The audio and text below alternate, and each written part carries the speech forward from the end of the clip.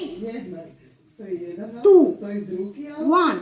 treći Go. auto je stavio negdje ovako kod drugog i onda odlučio ovak stati. To su se tri auta ovak porezani na jednu traku. I kaj čovjek reći na to? Ali reći mi, kaj čovjek može reći na to? Ne ušiš. What the fuck? Kaj? Neki smena sran. Kaj? Samo se ovo...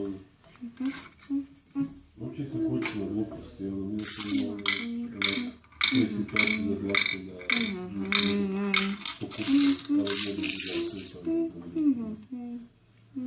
Mislim. Ja sam danas